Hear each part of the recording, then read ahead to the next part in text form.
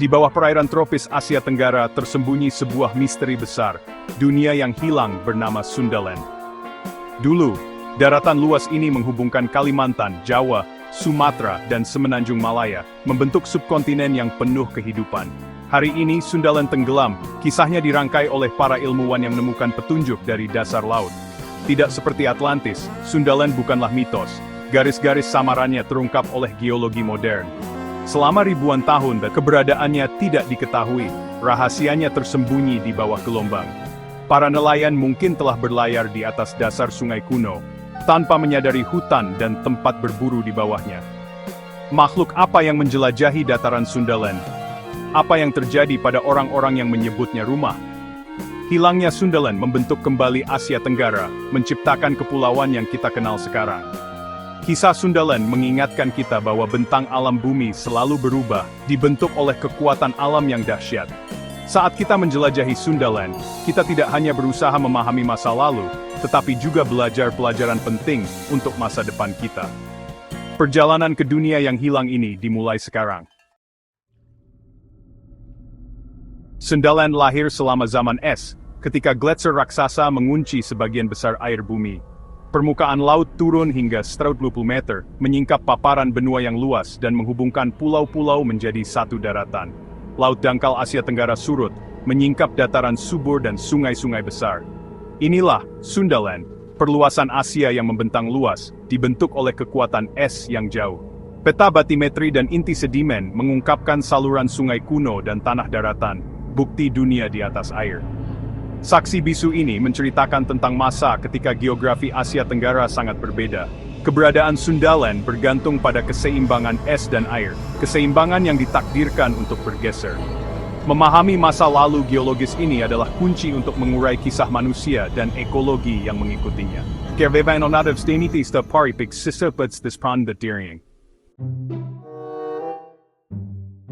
Mengungkap rahasia Sundaland membutuhkan teknologi mutakhir dan kecerdikan ilmiah. Sonar multibeam memetakan dasar laut, menyingkap lembah sungai kuno dan garis pantai.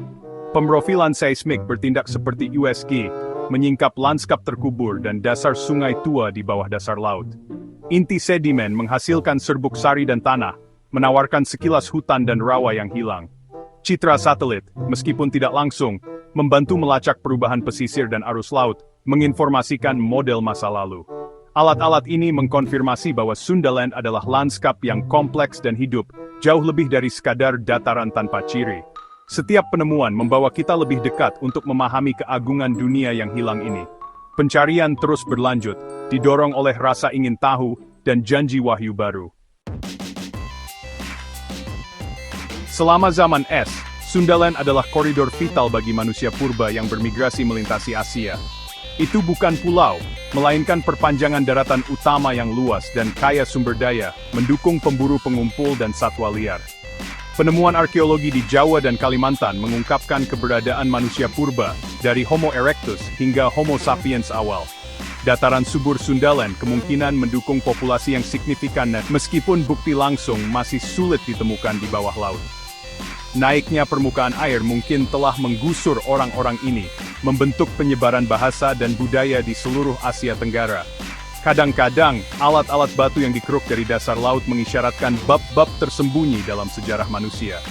Dengan menggabungkan arkeologi darat dengan eksplorasi bawah air, para ilmuwan berharap dapat mengungkap lebih banyak kisah manusia Sundaland.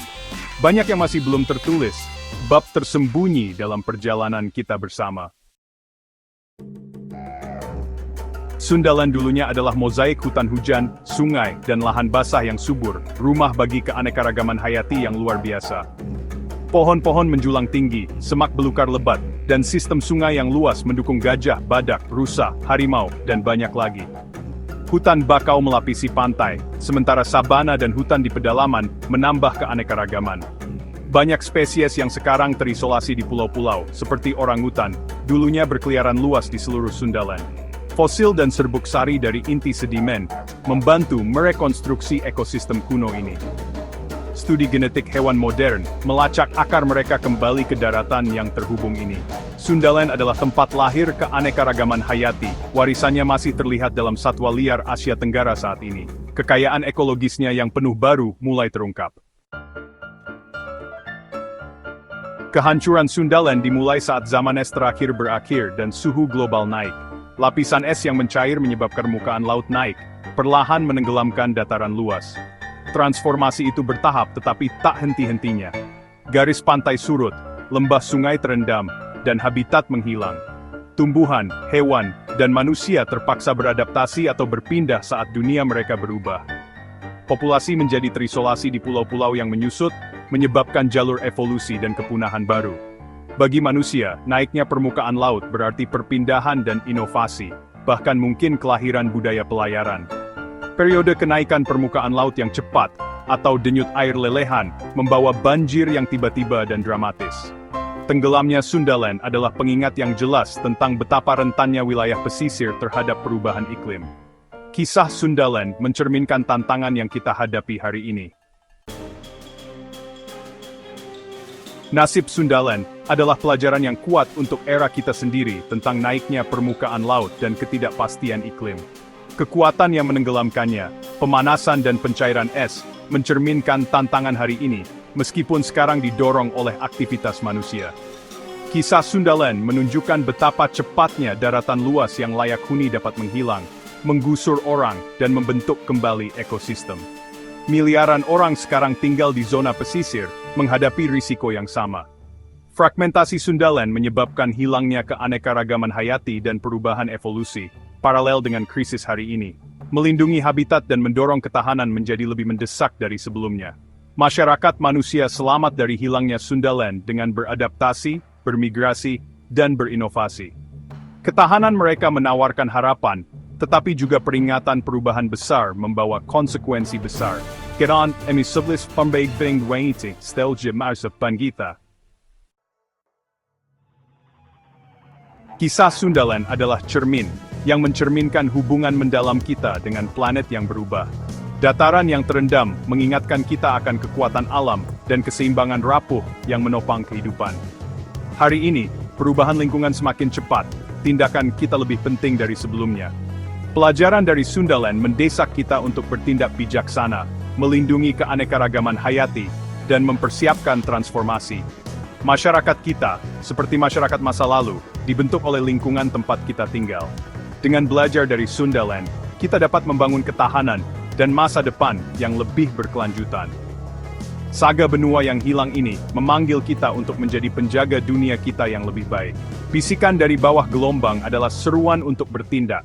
Untuk kita semua.